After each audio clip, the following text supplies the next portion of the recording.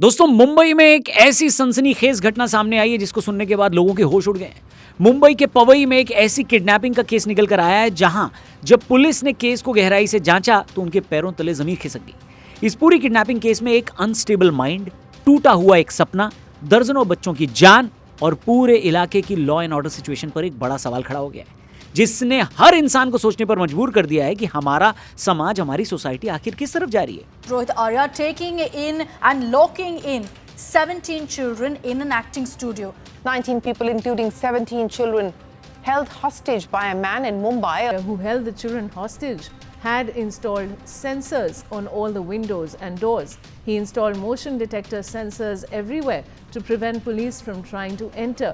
मुंबई में पवई का इलाका, एक सुबह अचानक से वहां से खबर आती है जब एक व्यक्ति ने कुछ बच्चों को बंधक बना लिया है। ये कोई रंगीन बॉलीवुड फिल्म की कहानी नहीं, बल्कि एक रियल घटना थी। इसको अब आम public Rohit Mumbai kidnapping case के रूप में जानती है।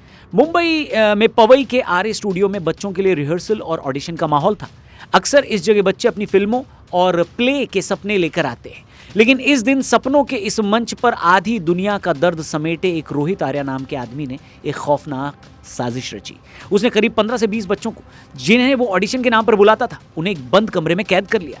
रोहित खुद एक यूट्यूबर और फिल्म मेकर बनने का दावा करता था, लेकिन इस क्रूर किडनैपिंग किसी कला प्रेमी की नहीं, बल्कि एक परेशान और हताश व्यक्ति की मानसिक अस्थिरता यानी मेंटल इंस्टेबिलिटी की कहानी थी। उसकी मांगे स्पष्ट नहीं थी, क्लियर नहीं थी, पर उनके अपराध ने मुंबई और खासकर पवई इलाके के लोगों के दिलों में भय और चिंता गहरा दी है। Slightest wrong move from your end will trigger me. दोस्तों ध्यान देने वाली बात यह है कि ये पूरा खेल लगभग एक हफ्ते तक चला। रोहित ने बच्चों को बार बार अपने स्टूडियो में बुलाया, ऑडिशन के बहाने कहानियों और एक्टिंग के नाम पर उनका दिल जीता। बच्चों के माता पिता भी उत्सुक थे, क्योंकि उन्हें लगा कि उनके बच्चों को फिल्मों में मौका मिल रहा है। लेकिन उस कलाकार के भीतर छुपा हुआ एक अनस्टेबल माइंड धीरे धीरे खतरनाक रूप लेने लगा। उसने बच्चों को वापस नहीं जाने दिया और उन्हें पकड़कर बंद कर लिया। कई माता पिताओं ने बच्चों के न आने की शिकायत की, लेकिन रोहित ने बड़ी चालाकी से उन्हें ऐसा भरोसा दिलाया कि कोई शक ही नहीं हुआ किसी को। एक बार जब बच्चों के परिजन पुलिस के पास पहुंचे तो स्थिति की गंभीरता समझ में आई। पुलिस ने तुरंत कार्रवाई शुरू की। पवई पुलिस ने कई बार रोहित से बातचीत करने की कोशिश की, पर वो कोई क्लियर सूचना नहीं देता था, क्योंकि उसकी मानसिक स्थिति बहुत कमजोर थी। पुलिस ने चारों तरफ से आरए स्टूडियो को घेर लिया। बच्चे अंदर कैद थे और रोहित ने धमकी दी कि अगर कोई अंदर आया तो वो खतरा बढ़ा देगा। कई घंटे की बातचीत के बाद कोई हल नहीं निकला। तब पुलिस ने एक स्पेशल टीम को बाथरूम के रास्ते से अंदर भेजा और बच्चों को बाहर निकाला और रोहित को भी हिरासत में लिया। अब यहां तक मामला निपट जाता, लेकिन फिर खबर आई कि पुलिस के साथ हुई गोलीबारी में रोहित मारा गया। Is that this man who was detained was shot at, he was rushed to hospital and declared dead in the hospital. Hostage horror investigation being now transferred to the Mumbai crime branch. So he opened fire with an air gun and the police retaliated. He later succumbed to his injuries in hospital. The Mumbai police has said the suspect appeared to be mentally unstable. दोस्तों आगे की जांच में यह पता चला कि रोहित मानसिक रूप से अस्थिर था और पहले भी वो कई मानसिक दबावों में था। उसने सरकार और उनके परियोजनाओं में हुए नुकसान के लिए कई लोगों को जिम्मेदार भी ठहराया। कई बार वो अपने संकट को उजागर करने के लिए अजीबोगरीब तरीका अपनाता रहा, लेकिन ये अक्सर अनसुना रह गया। ये मनोवैज्ञानिक लड़ाई आखिरकार बच्चों के खतरनाक किडनैपिंग में तब्दील हो गई। रोहित, जिसे लगता था कि वो अपनी बात नहीं सुना पा रहा है, उसने इस कदम को आखिरी और प्रभावी उपाय के रूप में चुना।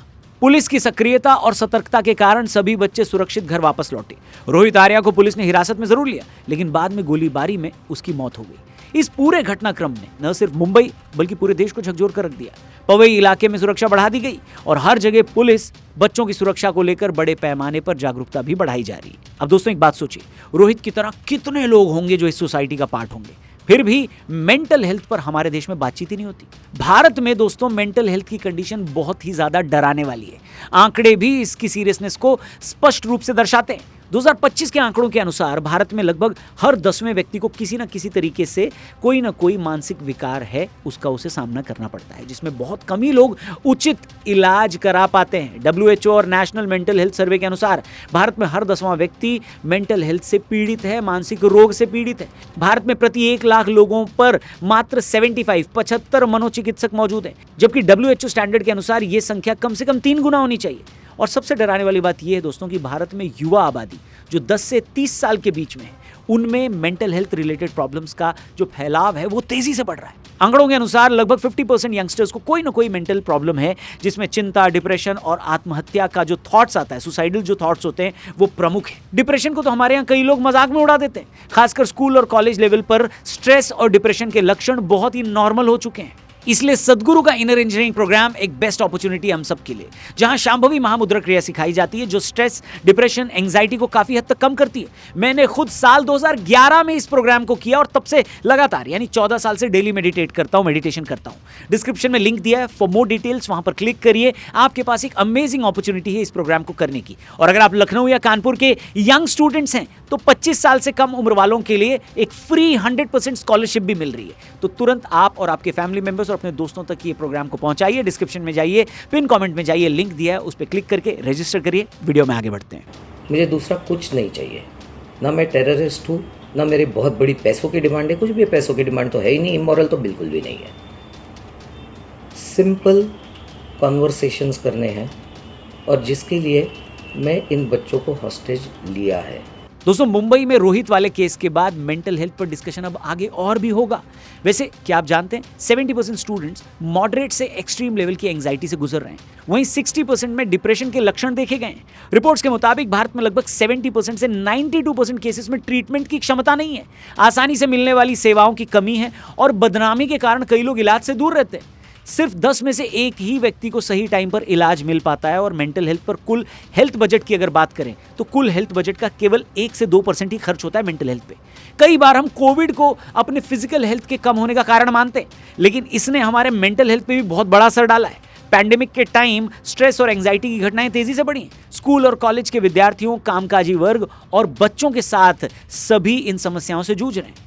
दोस्तों, क्रिस्टोफर नोलन की एक फिल्म है द डार्क नाइट, जहां उसका विलन जोकर का एक डायलॉग है कि madness is like gravity, you just need a gentle push. यानी पागलपन ग्रेविटी की तरह है, यानी गुरुत्वाकर्षण की तरह है, जिसे सिर्फ एक मौका चाहिए होता है। दोस्तों, आज की लाइफस्टाइल में हम वो बनने की कोशिश में लगे हुए हैं जो शायद हम हैं ही नहीं। चाहे आप किसी भी फील्ड में चले जाइए, हर जगह एक रेस लगी हुई है। जो किसी रेस का पार्ट नहीं है, वो सड़कों पर बने गड्ढों और खुले हुए गटर के ढक्कनों में गिरकर या तो घायल हो रहा है या मर जा रहा है। मुंबई में ऐसी कई घटनाएं, कई लोगों के मन में ये बातें घर कर जाती हैं कि भारत के अंदर इंसान की जान की कोई कीमत नहीं।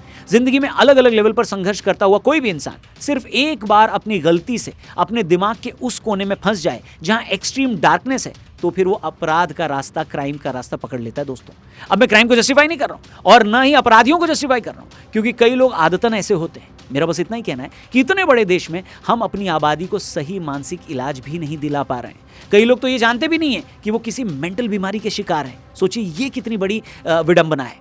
रोहित के केस में एक्सपर्ट्स, मनोवैज्ञानिक, इनके अपने तर्क हैं। रोहित ने अपने वीडियो में अपने मन की बात बताई, जो कि एक SOS सिग्नल था। मनोवैज्ञानिकों का कहना है कि ऐसे व्यक्तियों के साथ कम्युनिकेशन और अंडरस्टैंडिंग डेवलप करना बहुत जरूरी है, जिससे कि वो अपनी मानसिक पीड़ा को वायलेंस में न बदलें। एक्सपर्ट्स ने यह भी बताया कि सामाजिक असुरक्षा यानी सोशल इनसिक्योरिटी, बेरोजगारी और फाइनेंशियल लॉस और सामाजिक ताने बाने का टूटना मेंटल इंस्टेबिलिटी के प्रमुख कारण होते हैं। रोहित के मामले में भी कहा जा रहा है कि फाइनेंशियल लॉस और सामाजिक तंगदिली उसके मनोवैज्ञानिक तनाव को शायद बढ़ा रही थी। रोहित के केस को अगर आप समझें तो देखेंगे कि जितनी भी जानकारी पब्लिक डोमेन में है, उससे यही लगता है कि उसके मानसिक तनाव के कारण अब वो वायलेंस की तरफ धीरे धीरे बढ़ रहा था। एक आदतन अपराधी कभी इस तरह से मैसेजिंग नहीं करता जैसा रोहित ने किया। वो न ही इस तरह से पुलिस के साथ कांटेक्ट करने की कोशिश करता है। सुसाइड करने की जगह मैंने एक प्लान बनाया और कुछ बच्चों को इधर हॉस्टेज रखा है। मेरे को ज़्यादा डिमांड्स नहीं है, बहुत सिंपल डिमांड्स है, बहुत मॉरल डिमांड्स है, बहुत एथिकल डिमांड्स है।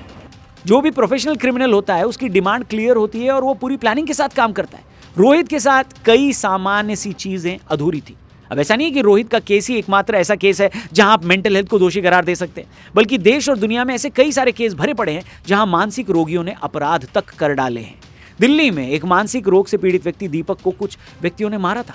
दीपक मानसिक समस्या से ग्रस्त था और ज्यादातर टाइम उलझन और तनाव में रहता था। किसी झगड़े के बाद उसकी हत्या हो गई। ये केस इस बात की तरफ भी ध्यान खींचता है कि मानसिक रोगी समाज में अक्सर हिंसा का शिकार भी होते हैं और उनके खिलाफ भी अपराध होते हैं। मुंबई के ही धनंजय पोरे का एक केस है। धनंजय पोरे एक मानसिक रूप से बीमार व्यक्ति था जिसे पैरानॉइड स्किज़ोफ्रेनिया था, जिसने अपने व्यवसायी साथी पद्माकर की हत्या कर दी थी। इस हत्या के पीछे व्यवसाय को लेकर झगड़ा था। पोरे और उसकी मां को पुलिस ने गिरफ्तार किया, लेकिन पोरे ने कोर्ट में यह साबित किया कि वो हत्या के दौरान मानसिक रूप से अस्वस्थ था और अपराध की सीरियसनेस को नहीं समझ पाया था। कोर्ट ने उसकी मानसिक बीमारी को मान्यता दी और उसे बरी कर दिया। यह मामला मानसिक रोग के कारण क्राइम में कानूनी पर्सपेक्टिव का एक इंपॉर्टेंट एग्जाम्पल है। तमिलनाडु के अंदर साइको शंकर की कहानी। एम जयशंकर नाम के कुख्यात सीरियल किलर और बलात्कारी ने 2008 से 11 के बीच तमिलनाडु, कर्नाटक और आंध्र प्रदेश के करीब 30 से ज्यादा महिलाओं का बलात्कार किया और उनकी हत्या की। जयशंकर का बचपन सालेम जिले के एक गांव में बीता था। वो ट्रक ड्राइवर था और पहली बार 2009 में एक महिला को मारने का मामला सामने आया था।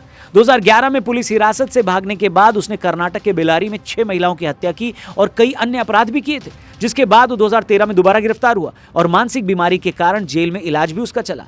फरवरी 2018 में उसने जेल में खुदकुशी कर ली। ये केस मानसिक रोग के साथ साथ क्राइम के भयानक रूप को दिखाता है। सब मिलाकर दोस्तों बात इतनी सी है कि अगर हम मेंटल हेल्थ को प्रायोरिटी नहीं देंगे तो देश में हम उस पोटेंशियल क्रिमिनल को खड़ा कर रहे हैं जो फिर से कोई दूसरा रोहित आर्या बन सकता है और शायद इस बार वो अपराध कमिट भी कर ले। स्कूलों और कॉलेजों में मेंटल हेल्थ पर बातचीत करना बहुत जरूरी है। कई लोग सच्चाई और लॉजिकल बिहेवियर में अंतर नहीं कर पाते, उनमें क्रिटिकल थिंकिंग करने की क्षमता नहीं होती। हम खुद अगर जागरूक होकर अपने आसपास के लोगों को सही इलाज तक ले जाएंगे तो शायद हमारे ही आसपास ऐसी घटनाएं कम होंगी और हम कई लोगों की जानें बचा सकते हैं। बाकी मेंटल हेल्थ पर आपका क्या कहना है, कमेंट करके बताइएगा कि आपकी फैमिली में, फ्रेंड सर्कल में कोई ऐसी सिचुएशन से गुजर रहा है, इसमें आपने कैसे उनकी हेल्प की, कमेंट में हमें लिखकर जरूर बताना। बाकी अपने दोस्तों और फैमिली मेंबर्स से इनर इंजीनियरिंग प्रोग्राम के बारे में जरूर शेयर करना। एक ऐसा प्रोग्राम जो आपको स्ट्रेस, एंग्जाइटी, डिप्रेशन से निकालने में बहुत बड़ी आपकी हेल्प कर सकता है। मैं खुद 14 साल से इस मेडिटेशन को कर रहा हूं और आपको भी रेकमेंड करना चाहूंगा। डिस्क्रिप्शन और पिन कमेंट में लिंक दिया है, वहां क्लिक करिए, ज्यादा डिटेल आपको मिलेगी। लखनऊ और कानपुर के अगल बगल के इलाकों के हैं तो आपके लिए एक अमेजिंग अपॉर्चुनिटी है। जल्दी से रजिस्टर करिए। वीडियो पसंद आई हो तो अपने दोस्तों से भी जरूर शेयर करना। जल्दी मिलते हैं। जय हिंद।